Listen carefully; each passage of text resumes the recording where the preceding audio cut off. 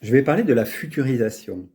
Alors, c'est quelque chose qu'on fait en hypnose, en PNL, en coaching, classiquement, hein, qui est, une fois qu'on a travaillé sur ce que c'était le problème et c'est quoi maintenant l'objectif, euh, quelque chose qui permet de se visualiser, de se projeter dans l'avenir une fois qu'on aura atteint l'objectif.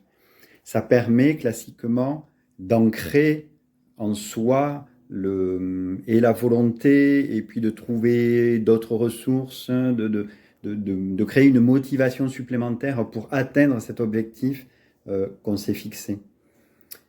Ça peut être utilisé aussi, particulièrement en hypnose, pour choisir entre deux objectifs possibles.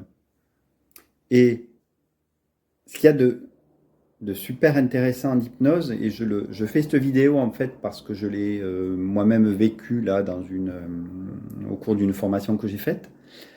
Ça permet, alors non seulement l'hypnose permet de se visualiser dans ce futur désiré, mais euh, non seulement de se visualiser, mais de le vivre, de le ressentir, d'être là-bas, à ce moment-là, et de ressentir les émotions, les sensations de, voilà, je suis là, j'ai atteint cet objectif, comment c'est pour moi?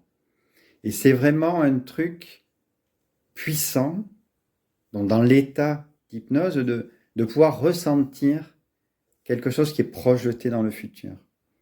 Et ça permet, entre autres, d'y voir plus clair, euh, de faire un choix.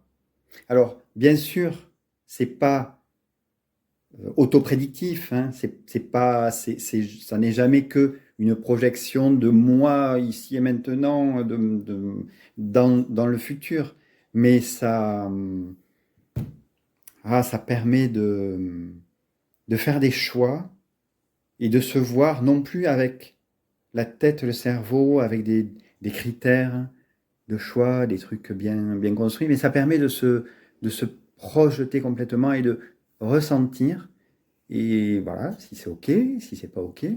Et une fois revenu là au présent ensuite, de pouvoir discuter, mais de ce qui s'est passé, de ce que j'ai senti, de ce que j'ai vu, de ce que j'ai vécu là-bas. Voilà.